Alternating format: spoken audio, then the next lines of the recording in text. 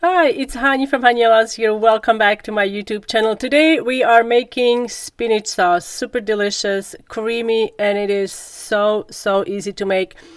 This may come as a surprise, but spinach sauce, boiled potatoes, and eggs over easy is my comfort food. I know, crazy. Spinach, super healthy. How can that be comfort food? But it is so good.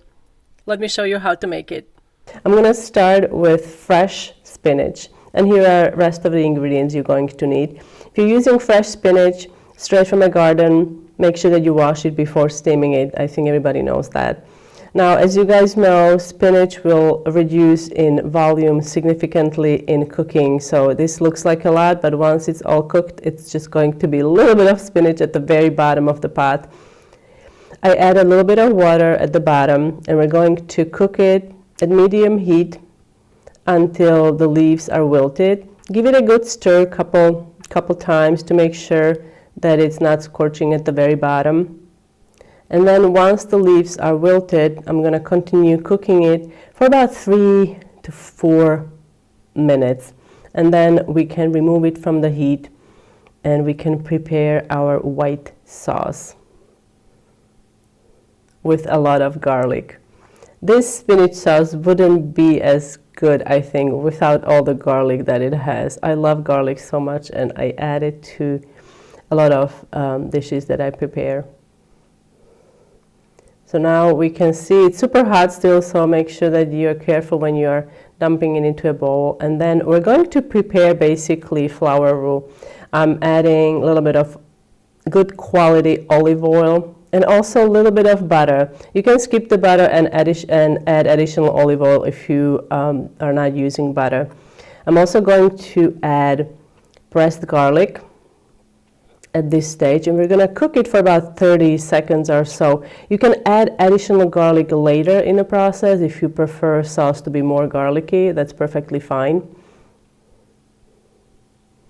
And one thing I want to mention, you could prepare this white sauce in a smaller pan. I ended up using the same pan I used for the spinach, but you can use a smaller pan. It's perfectly fine. Now I'm adding a little bit of flour. I assume you could also use cornstarch. I haven't tried it. I always use flour, but I think cornstarch would work as well. It's a thickener.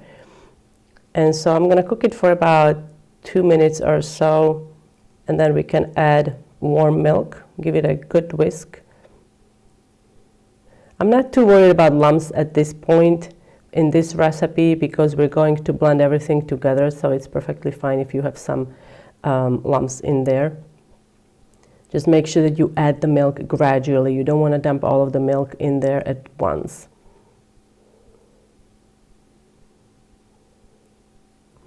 And if you want to make the sauce even creamier, you could use heavy cream or something like that. I'm using milk to keep the fat content kind of down a little bit, but it's totally up to you. You can use heavy cream as well. It makes for a really creamy sauce. So now we're adding the spinach, and now I'm just going to give it a quick stir, and then we can blend everything together.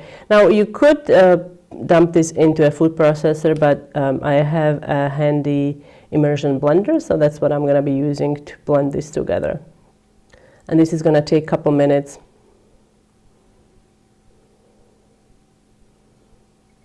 Just want to go around and blend everything together. And we're going to season it with salt and pepper, of course. And then I also like to use a little bit of nutmeg, but just a touch. That's my personal preference. And then once everything is blended together and super smooth, you can add the salt and pepper. And also, if you'd like, you can add additional garlic, like I mentioned earlier. If you prefer it more garlicky, once you taste it and it doesn't have enough garlic, go ahead and add more garlic.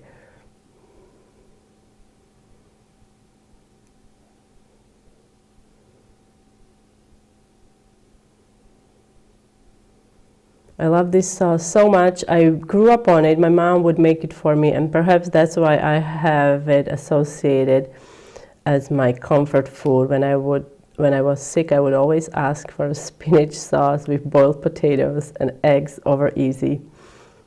Here are some serving ideas. I mentioned earlier I love it with potatoes, but it's also great with chicken or with poached eggs with my delicious gluten-free lentil bagels.